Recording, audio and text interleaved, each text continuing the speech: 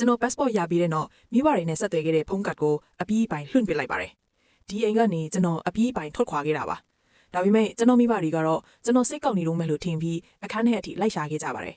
အဲ့ဒီအချိန်မှာပဲကျွန်တော်ဟာနှစ်ပေါင်းများစွာဘလောက်တောင်စင်းရဲပင်ပန်းစွာနေထိုင်ခဲ့ရတယ်လဲဆိုတာသူတို့မြင်သွားကြပါတယ်ကျွန်တော်နေခဲ့တဲ့အခန်းလေးဟာတင်းငယ်ပြီးစုပ်ပက်နေတဲ့အပြင်ကျွန်တော်ခြုံခဲ့တဲ့ဆောင်လေးကလည်းတနာစရာကောင်းလောက်အောင်ပါးလွှာလုံးလာပါတယ်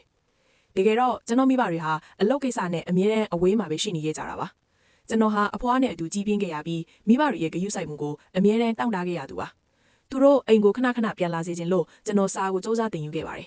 စာမီဝဲတိုင်းမှာအမှတ်ပြရအောင်ဖြေခဲ့ပေမဲ့သူတို့ကတော့အိမ်ပြန်မလာဘူးအစဉ်ကြီးတွေပဲပြေးခဲ့ကြပါတယ်အလို့များလို့ဆိုတာမျိုးဒါမှမဟုတ်ကျွန်တော်ရဲ့ညီငယ်ညီမငယ်တွေကိုခကြီးထွက်ခေါ်သွားတာမျိုးတွေနဲ့ပဲအချိန်ကုန်နေခဲ့ပြီးကျွန်တော်ဟာသူတို့ရဲ့သားသမီးတယောက်ဆိုတာကိုလုံးဝမေ့လျော့နေခဲ့ကြပါတယ်ကျွန်တော်အထက်တန်းကျောင်းပြီးတဲ့နှစ်မှာတော့ကမ္ဘာထိပ်တန်းတက္ကသိုလ်တစ်ခုမှာတက်ရောက်ခွင့်ရခဲ့ပါတယ်အဲ့ဒီအချိန်ကျမှမိဘတွေကသူတို့ရဲ့ဇင်ကန်ခါးကြီးနဲ့အိမ်ကိုပြန်လာခဲ့ကြပါတယ်ကျွန်တော်အယမ်းဝမ်းသာသွားပြီးသူတို့ကိုကြိုဆိုဖို့ရွာရိတ်ထိပြေးသွားခဲ့ပြီးမြဲသူတို့ကတော့ညီငယ်ညီမငယ်တွေကိုပဲဂရုတစိုက်စကားပြောနေခဲ့ကြပြီးကျွန်တော်ကိုတော့လှဲ့တောင်မကြည့်ခဲ့ပါဘူးသူတို့ကအပြင်ကိုလိုက်ကျွေးခြင်းဖို့ခေါ်သွားကြပြီးကျွန်တော်ကိုတော့အိမ်ကိုဘာသာဘာဝပြန်သွားဖို့ပဲပြောခဲ့ပါတယ်ကျွန်တော်ရဲ့ပျော်ရွှင်မှုတွေဟာချက်ချင်းပဲအမောင်ဖုံးသွားခဲ့ရပါတယ်ဒါတော့မှသူတို့စီကအတိမတ်မှုကိုလိုချင်သေးတာကြောင့်တက္ကသိုလ်ဝင်ခွင့်စာရွက်ကိုတွားပြဖို့လုပ်ခဲ့ပါတယ်အဲ့ဒီအချိန်မှာပဲမိဘတွေနဲ့ညီလေးတို့ရဲ့စကားပြောတဲ့ကိုမတော်တဆကြားလိုက်ရပါတယ်ညီလေးရဲ့အမတ်တွေကကျွန်တော်လောက်မကောင်းပေမဲ့အမေကတော့သူ့ကိုပဲဗက်လိုက်နေခဲ့ပါတယ်စာတော်တာကအပေါ်ပဲတားကိုပဲနိုင်ငံခြားလွတ်ပြီးပညာသင်ခိုင်းမယ်နောက်ကျရင်မိသားစုစီးပွားရေးကိုတားပဲဦးစီးရမယ်လို့အမေကပြောနေခဲ့ပါတယ်ညီလေးကကျွန်တော်အမွေလူမှာကိုစိုးရိမ်နေတဲ့အခါအဖေကတားအမွေလူကိုစ조사ရင်ငါသူ့ကိုတားအဖြစ်စွန့်လွတ်လိုက်မယ်လို့ပြောလိုက်ပါတယ်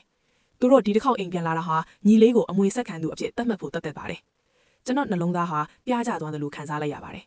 ကျွန်တော်ဟာအမြဲတမ်းအပူလူဖိတ်နေတာကိုအခုမှနားလည်သွားပါတော့တယ်အဲ့ဒီအချိန်မှာပဲစားတောက်ဆိုင်ထဲမှာပောက်ကွဲခြင်းတစ်ခုရုတ်တရက်ဖြစ်သွားပါတယ်ပောက်ကွဲခြင်းကြောင့်လွင့်လာခဲ့အစိပ်ပိုင်းတစ်ခုကကျွန်တော်ခြေထောက်ကိုထိမှန်သွားပြီးလဲကျသွားပါတယ်အဆောက်အဦကြီးပြိုကျတော့မယ့်အခြေအနေမှာကျွန်တော်မိဘတွေကတော့ညီလေးကိုပဲအတင်းပြေးခဲ့ကြပါတယ်ကျွန်တော်သူတို့ကိုအကူအညီတောင်းပေမဲ့သူတို့ကတော့ကျွန်တော်ကိုပစ်ထားခဲ့ကြပါတယ်ကံကောင်းစွာနဲ့သူစိန်တယောက်ကကျွန်တော်ကိုမြင်သွားပြီးဆေးရုံကိုပို့ပေးခဲ့ပါတယ်ဆေးရုံမှာနိုးလာတဲ့အခါဆရာဝန်လွဲလို့ဘယ်သူမှမရှိနေခဲ့ပါဘူးအဲ့ဒီအချိန်မှာပဲအမေကဖုံးဆက်လာတာကြောင့်ငါ့ကိုစိတ်ပူလို့ဖြစ်မှာပါလို့တွေးပြီးမျောလင့်ချက်လေးထားမိပါသေးတယ်ဒါပေမဲ့အမေကတော့ဒဏ်ရာရနေတဲ့ညီလေးကိုပြုစုဖို့အိမ်ကိုချက်ချင်းပြန်လာခဲ့ဆိုပြီးအမိန့်ပေးခဲ့တာပါကျွန်တော်ရဲ့စိတ်ဓာတ်တွေဟာလုံးဝစောက်ထိုးကျသွားခဲ့ပါပြီ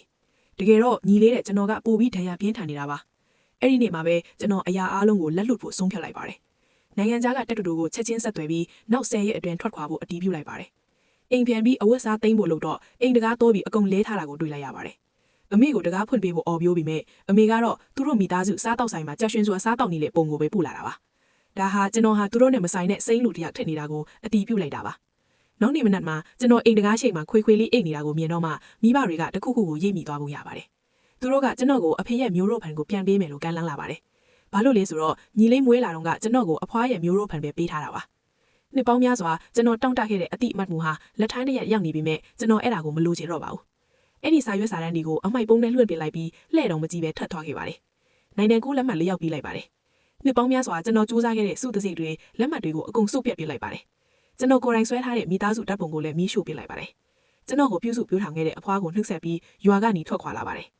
9နှစ်ကြာတဲ့နောက်မှာတော့ကျွန်တော်ဟာကိုပိုင်ကုမ္ပဏီကြီးတစ်ခုကိုတည်ထောင်နိုင်ခဲ့ပါပြီကျွန်တော်ဟာအခုထက်ထိအဖွားရဲ့မျိုးရိုးဖန်ကိုပဲဂုဏ်ယူစွာနဲ့ဆက်လက်သုံးစွဲနေသေးပါပဲ